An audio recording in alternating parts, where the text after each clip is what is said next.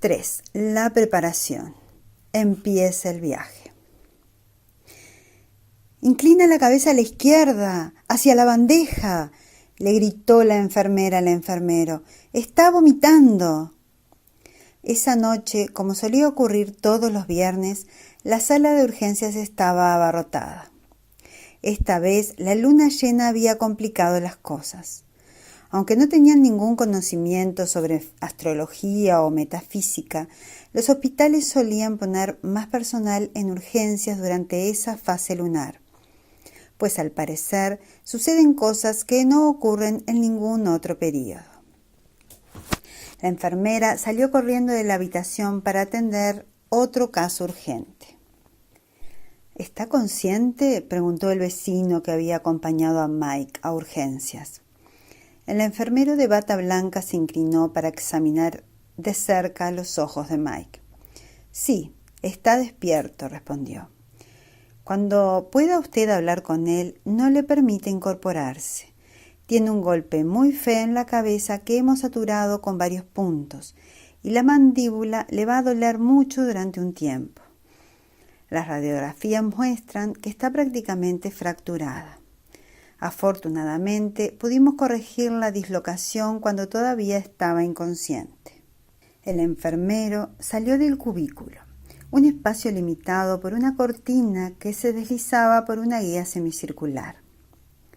Al salir, corrió la cortina de tal modo que Mike y su vecino otra vez se quedaron solos. Los múltiples sonidos de la sala de urgencias eran casi imperceptibles, aunque el vecino podía oír tanto a las personas como lo que ocurría a ambos lados del lugar donde se encontraba. En el cubículo de la izquierda había una mujer que había sido apuñalada y en el de la derecha un hombre ya mayor que tenía una insuficiencia respiratoria y un brazo entumecido.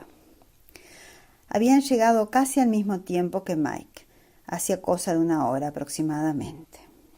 Mike abrió los ojos y sintió un dolor punzante en la parte inferior de la mandíbula.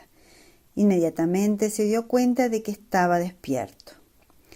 «Se acabó el soñar con ángeles», pensó, cuando la evidencia del dolor y la situación en la que se encontraba empezaron a convertirse lentamente en su realidad. La iluminación fluorescente que bañaba la zona de urgencias con una luz brillante estéril hizo que Mike se le crispara el rostro y cerrara los ojos. Hacía frío en la sala e instantáneamente Mike sintió la necesidad de abrigarse con una manta, pero nadie se la ofreció. «Ha estado inconsciente por un buen rato, amigo», le dijo el vecino un tanto incómodo por no saber siquiera cómo se llamaba Mike. «Le han dado unos cuantos puntos en la cabeza y le han puesto la mandíbula en su lugar. Es mejor que no hable». Mike miró lleno de agradecimiento al hombre que estaba inclinado sobre él. A pesar de seguir aturdido, analizó los rasgos de ese rostro, reconociendo en ellos al inquilino de la vivienda contigua a la suya. El hombre se sentó al lado de Mike, que se durmió profundamente. Cuando despertó, se dio cuenta que estaba en otro lugar, tranquilo y silencioso, y yacía en una cama. A medida que fue abriendo los ojos e intentando despejar la mente, fue tomando conciencia de que seguía en el hospital, aunque ahora estaba en una habitación privada. «¿Qué hospital más elegante?», pensó. Su mirada apática reparó en las pinturas que decoraban las paredes y en la vistosa silla colocada a un lado de la cama. Un sofisticado material aislante de sonido cubría el techo, entrecruzando la habitación con una cuadrícula pequeña y elegante que la vista borrosa de Mike percibía ligeramente oblonga. La iluminación seguía siendo fluorescente, pero estaba apagada y disimulada por el diseño del fino decorado. La mayor parte de la luz provenía de una ventana con vistas a la bahía y de un par de lámparas incandescentes que había en la habitación. En lugar del soporte para el televisor que la mayoría de los hospitales suelen tener en la pared de enfrente, había un armario con finos acabados. Las puertas del refinado armario estaban cerradas. Las lámparas tenían diferentes tonos como en un hotel de lujo, y los tonos combinaban con el papel tapiz. ¿Qué lugar era ese? ¿Una residencia privada? Sin embargo, le bastó con examinar su entorno un poco más a conciencia para darse cuenta que, situados en varios puntos de la habitación, estaban los conductos del aire acondicionado, gas y electricidad habituales en todos los hospitales. Mike adivinó también que a su espalda había varios aparatos de diagnóstico. Uno de ellos estaba sujeto a su brazo con esparadrapo y emitía una señal intermitente y periódica. Al parecer, no había nadie por allí, y Mike empezó a analizar lo que había sucedido. Le habían operado la garganta. ¿Podía hablar? Lentamente se llevó la mano al cuello. Esperaba encontrarlo lleno de apósitos o incluso escayolado. Pero en lugar de eso, descubrió la suavidad de su propia piel. Se palpó con los dedos todo el cuello para constatar que todo estaba en su sitio. Hizo un intento gradual por aclarar la garganta y se sorprendió al escuchar de inmediato su propia voz. Sin embargo, al abrir la boca detectó cuál era el problema. Un dolor agudo y desquiciante que le provocaba náuseas. Lo aguijoneó en la parte trasera de la boca y por debajo de los oídos. «Ya sé dónde me duele», pensó Mike mientras se hacía el propósito de no volver a abrir la boca con tanta rapidez. «Veo que ya nos hemos despertado. Puedo darle lo necesario para que se le quite el dolor, señor Thomas», le dijo desde la puerta de la habitación una voz femenina con un tono quejumbroso, aunque amable. «Pero se repondrá antes si no toma analgésicos para poder saber cuál es su propio nivel de tolerancia. No tiene usted fracturas y para recuperarse solo necesita ejercitar la mandíbula». La enfermera, que vestía lo que podría definirse como un uniforme de diseño, se acercó a la cama. Además de su atuendo tan acicalado y perfecto, se notaba que tenía mucha experiencia. Sobre el bolsillo pendía diversas insignias que avalaban su capacidad. Mike habló con la boca entreabierta para no lastimarse, moviendo apenas la mandíbula al pronunciar cada palabra. «¿Dónde estoy?», musitó entre dientes. «Está en un hospital privado en Beverly Hills, señor Thomas». La enfermera se acercó y se puso a su lado. «Ha pasado la noche aquí, después de que lo trajeran de la sala de recuperación que hay en urgencias. Además, pronto le darán el alta». Mike abrió los ojos con sorpresa y su rostro reflejó una gran preocupación. Había escuchado casos en los que se pagaban de $2,000 a $3,000 diarios por estar ingresado en un sitio como ese. Su corazón palpitó aceleradamente al pensar cómo pagaría la factura. «No se preocupe, señor Thomas», dijo la enfermera tranquilizándole al captar la expresión de Mike. «Todo está solucionado. Su padre hizo todas las gestiones que había que hacer y desde luego pagó la factura». Mike permaneció en silencio un momento, pensando cómo podía ser que su padre, ya fallecido, pudiera haber hecho cualquier gestión.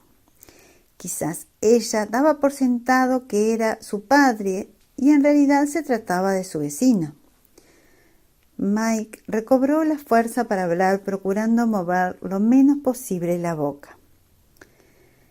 «¿Le ha visto usted?», gruñó Mike. «Claro que le he visto. Es muy apuesto su padre, alto y rubio como usted, y tiene la voz de un santo, ¿sabe? tuvo mucho éxito entre las enfermeras. Mientras la escuchaba, Mike reconoció que tenía acento de Minnesota, de donde él venía. Allí se suele hablar un tanto enrevesado, poniendo el sujeto al final de la frase, una manera extraña de hablar que él había tenido que modificar al poco tiempo de llegar a California. La forma de hablar de Minnesota hacía que pareciese Yoda, uno de los personajes de la Guerra de las Galaxias. Pagó en efectivo, continuó explicando la enfermera. No se preocupe, señor Thomas. Por cierto, ha dejado un mensaje para usted. Mike sintió que el corazón le daba un vuelco. Aunque sospechaba que el supuesto padre no era otro que su vecino, pero la descripción de la enfermera no cuadraba con ninguno de los dos. Ella salió de la habitación para ir a buscar el mensaje. No pasaron ni 5 minutos cuando ya había regresado con un trozo de papel que evidentemente contenía un mensaje escrito a máquina. Lo ha dictado, explicó la enfermera mientras sacaba el trozo de papel del sobre membretado con el nombre del hospital. Dijo que no tenía buena letra, por eso se lo hemos escrito a máquina. Por cierto, aún así es difícil de entender. ¿Le llamaba Pepe cuando era niño? La enfermera le dio el papel y Mike lo leyó. Decía lo siguiente. Querido Mike, Pepe, no todo es lo que parece. Tu búsqueda empieza ahora. Sana pronto y prepara tus cosas para el viaje. Te he preparado la ruta a casa. Acepta este don y sigue adelante. Se te mostrará el camino. Mike sintió que un escalofrío le recorría la espalda. Miró a la enfermera con agradecimiento y apretando el papel contra su pecho, cerró los ojos dando a entender que quería estar a solas. La enfermera captó el mensaje y salió de la habitación. La mente de Mike barajó diversas posibilidades. La nota decía, no todo es lo que parece. Era una explicación insuficiente. Sabía perfectamente que la noche anterior un criminal le había pisoteado la garganta, destrozándosela, y lo había dejado medio muerto en el suelo de su apartamento. Había sentido segundo a segundo cómo crujían todos sus huesos durante el horrible incidente. Sin embargo, no había tenido ninguna lesión, excepto la mandíbula dislocada, pero colocada nuevamente en su sitio, además de algunos rasguños y una que otra magulladura leve en la cara y en la cabeza, que le dolerían durante un cierto tiempo, pero que de ningún modo le dejarían incapacitado. ¿Era ese el don que había recibido? La idea de que la visión del ángel había sido un suceso verídico no pasó a integrarse en la realidad de Mike, sino hasta después de haber leído la nota. Si no era el ángel, ¿de quién era entonces? Sencillamente no conocía a nadie que tuviera bastante dinero o le conociera lo suficiente como para darle nada, y mucho menos para pagar su considerable cuenta de gastos médicos. ¿Qué otra persona, además del ángel, sabía del viaje que él había prometido realizar? Su cuerpo vibraba con preguntas y él seguía con dudas respecto a la nota y de su significado cuando, finalmente, recibió la confirmación que necesitaba y sonrió. La enfermera le había preguntado si le llamaban Pepe. En la nota estaba escrito claramente Pepe, como si fuera un nombre. Indudablemente, era el ángel quien lo habría dictado letra por letra, y también quien había pagado la factura. Pero no se trataba de un diminutivo o de un apodo, sino que las letras eran unas iniciales. P, propósito puro. Por lo tanto, el saludo significaba: querido Michael, de propósito puro. La sonrisa de Mike se transformó en risa. Estaba malherido, pero seguía riendo, y todo su cuerpo se estremeció por la alegría del momento, hasta que por fin cayó y derramó lágrimas de felicidad. Iría a casa. Los días siguientes fueron especiales. Mike fue dado de alta y se marchó del hospital llevando consigo unos cuantos analgésicos que le ayudarían a aliviar el dolor, pero descubrió que no los necesitaba. Su mandíbula parecía recuperarse a una velocidad increíble, lo que le permitiría ejercitarla con cuidado. Podía hablar bien. Al cabo de 2 días consiguió comer con normalidad, aunque al principio le costó un poco de esfuerzo. Y en todo ese proceso apenas sintió dolor. Estaba un tanto rígido, pero era algo soportable dadas las circunstancias. Mike no quiso tomar analgésicos para evitar perder la euforia que sentía al pensar que iba a realizar su búsqueda espiritual. En poco tiempo, los cortes y cardenales fueron desapareciendo paulatinamente, aunque Mike se asombró de que eso ocurriera con tanta rapidez. Renunció a su empleo por teléfono. En su mente había practicado muchas veces hacerlo, y realmente saboreó el momento de dar por finalizada su vinculación a ese horrible trabajo. Después llamó a su amigo John, explicándole lo mejor que pudo que se iba a tomar unas largas vacaciones y que posiblemente no volvería. John le deseó mucha suerte, pero expresó preocupación por la reserva de Mike respecto a sus planes. «Venga, tío, a mí puedes decírmelo», le expresó John en un tono persuasivo. «No diré ni haré nada. ¿Qué está ocurriendo?» Mike sabía muy bien que John no entendería la explicación de que un ángel se le había aparecido y le había dado instrucciones, así que se mantuvo en sus 13. «Tengo que realizar un viaje muy personal», le dijo a John. «Significa mucho para mí». Y no dio más explicaciones.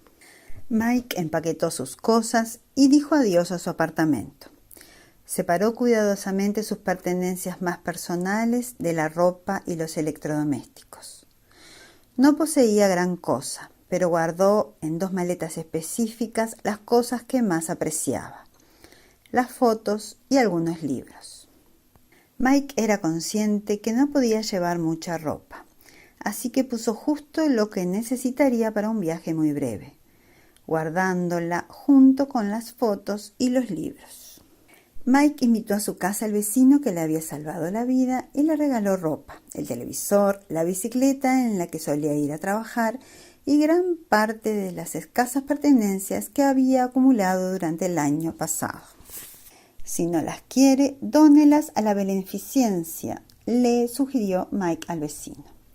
Al parecer, este se sintió conmovido por el gesto y estrechó efusivamente la mano de Mike al tiempo que le mostraba una gran sonrisa. Mike tuvo la impresión de que el hombre necesitaba mucho de las cosas que le había regalado. Después de haber llamado a la ambulancia, el vecino también había salvado a Gato, el pez, así que era lógico que también se lo llevara. Después de todo, ya estaba en su acuario. «Adiós, Gato, portate bien», le dijo Mike con una sonrisa al despedirse de él en el apartamento del vecino. Gato ni se dignó a mirarlo, porque estaba entretenido con sus nuevos amigos del acuario. Al 5.º día de haber salido del hospital, Mike se dio cuenta de que estaba llegando al final de sus preparativos. No sabía exactamente qué hacer ni a dónde ir. Era de noche y todo estaba silencioso. Estaba seguro de que el ángel sabría que ya estaba listo y de que al siguiente día sería el principio de algo nuevo. Mike sentía que su viaje era algo absolutamente real. Estaba convencido de que sabría qué hacer. Todo cuanto había ocurrido durante esa semana justificaba la lógica de su fe. Mike decidió repasar las preciadas pertenencias que había reunido en las maletas para su viaje espiritual. Las abrió y examinó a conciencia las cosas que creía necesario llevarse consigo. El primer grupo estaba integrado por fotos. El álbum de fotos estaba hecho jirones por el paso del tiempo. Y muchas de las viejas fotos estaban pegadas con los esquineros engomados que se usaban en los años 50. Abrió el álbum con cuidado para no despegar los viejos esquineros y una vez más sintió una familiar melancolía al ver la foto de boda de sus padres, la primera del álbum. Después del accidente, la había encontrado junto a otras fotos personales de ellos y apenas había tenido valor para mirarlas de nuevo. En la foto, sus padres sonreían a la cámara y se les veía muy enamorados. Empezaban su vida en común. A Mike le parecía muy divertida la ropa que llevaban y era la única vez que recordaba haber visto a su padre con corbata. Más tarde, Mike encontró el viejo vestido de novia de su madre en el desván y le pidió a un vecino que lo envolviera y guardara, pues a él le resultaba muy doloroso. Cuando se habían hecho la foto, Mike era solo un brillo de ilusión en su mirada y veía en el futuro llenos de esperanza por las buenas cosas de la vida.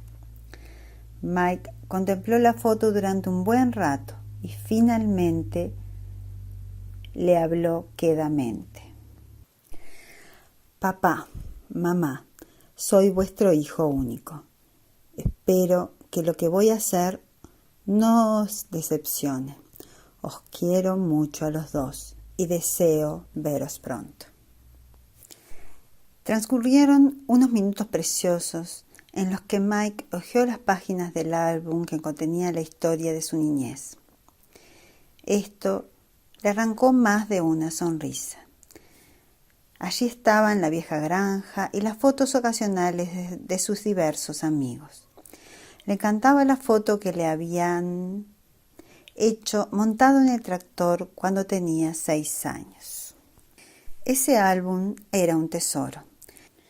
Mike sintió que Dios podía estar contento porque él honraba a sus padres y su formación al elegir llevarse con él las fotos en ese viaje especial.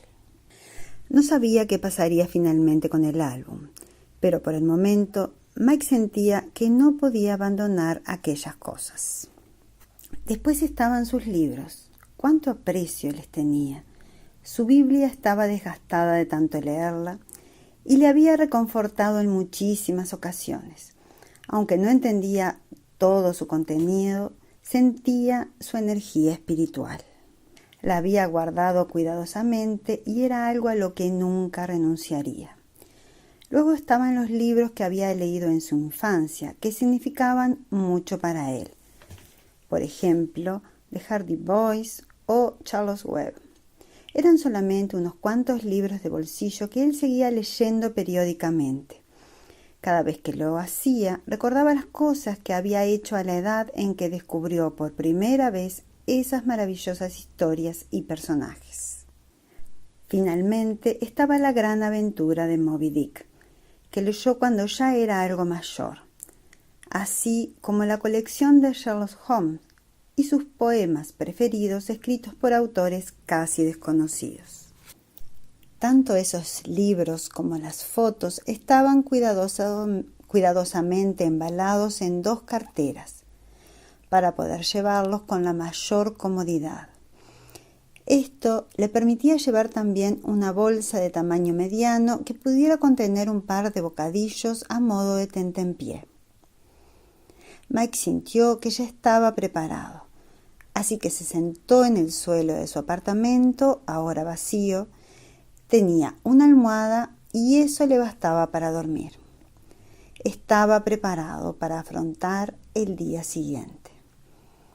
La ansiedad originada por la idea de iniciar su búsqueda espiritual casi no le permitió conciliar el sueño, dado que en su mente se sucedían las imágenes de todo lo que había pasado hasta ahora y que había la posibilidad de que le siguieran ocurriendo más cosas.